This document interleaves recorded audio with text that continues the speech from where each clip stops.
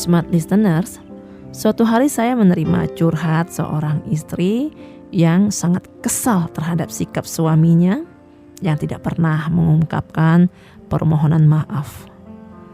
Padahal dalam perjalanan pernikahan tentu suami pun tak luput dari kesalahan. Bahkan setiap momen lebaran sang istri selalu memohon maaf penuh takzim kepada sang istri. Tetapi tidak demikian dengan suami. Di lain waktu, saya pun menerima konsultasi seorang suami yang sangat kecewa dengan sikap istrinya. Laki-laki tersebut memang telah melakukan kekerasan fisik dan psikologis kepada istrinya. Dia menyadarinya dan meminta maaf. Maafkan saya, Dik. Saya bukan suami yang baik.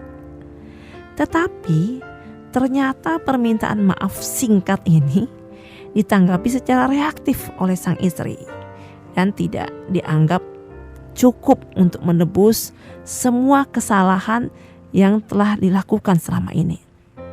Akhirnya, sang suami merasa sangat kecewa karena permintaan maaf yang berhasil keluar dari lisan sang suami tersebut, karena dia telah berhari-hari menurunkan ego dan mengumpulkan segenap keberanian.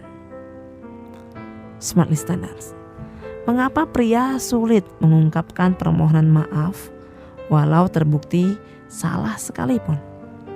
Sebuah penelitian yang dilakukan di University of Waterloo mengungkapkan bahwa ada begitu banyak pria yang enggan mengakui kesalahannya. Di sisi lain, ada memang beberapa orang yang memiliki batas toleransi yang lebih tinggi sehingga mereka masih bersedia untuk meminta maaf. Bagi wanita, permintaan maaf adalah bentuk untuk mengakui kesalahan. Wanita cenderung meminta maaf untuk segala hal.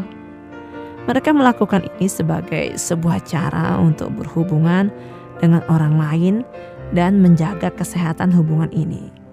Sehingga wanita berpikir, mengapa sih suami yang dicintai justru sulit melakukan hal yang sama? Nah, bagaimana dengan pria? Bukan berarti mereka tidak menyadari kesalahannya, tetapi pria menganggap bahwa meminta maaf belum cukup untuk memperbaiki kesalahan. Mereka lebih percaya tindakan nyata daripada sekedar kata-kata. Jadi misalnya, ketika suami Anda membawakan hadiah istimewa, ini adalah tandanya kalau ia memikirkan Anda dan menawarkan permintaan maaf secara tidak langsung. Memang kebanyakan pria mengalami kesulitan untuk mengekspresikan perasaannya secara verbal dan selalu ada beban emosional yang dirasa setiap kali mencoba mengucapkan kata maaf. Satu hal yang perlu diketahui oleh istri, pria memiliki ekspektasi dan emosi yang berbeda dengan wanita. Wanita lebih merasa takut untuk menyakiti pasangannya, hingga mereka meminta maaf lebih emosional ketimbang pria yang cenderung rasional dan logis dalam menilai sebuah permintaan maaf. Saat pria melakukan kesalahan, harapannya mereka bisa memikirkan kembali apa yang sudah menjadi kesalahannya. Tetapi lagi-lagi emosi membawa dirinya kepada logika berpikir yang menganggap bahwa apa yang dilakukannya adalah benar dan tidak mungkin salah. Lantas, kenapa harus saya meminta maaf? Nah, selain pemikiran rasionalnya yang tidak ingin terlihat salah di hadapan wanita, pria semakin sulit meminta maaf karena menganggap akan terlihat lemah dan tidak kompeten. Permintaan maaf dinilai sebagai hal yang memalukan dan membuat dirinya tidak berharga. Smart listeners, apakah meminta maaf akan menjatuhkan harga diri Anda? Tentu saja hasil studi yang menunjukkan kecenderungan pria lebih sulit untuk meminta maaf tidak bisa digeneralisir bagi semua kondisi pria. Karena ada nilai agama dan konstruksi budaya yang dianut dan diyakini. Namun paling tidak, hal ini dapat kita gunakan untuk melakukan evaluasi dan perbaikan relasi antara suami dengan istri. Relasi antara suami dan istri dalam kehidupan rumah tangga bercorak sangat khas dan spesifik. Tidak bisa disamakan dengan relasi antara bos dengan karyawan ataupun bentuk relasi lainnya.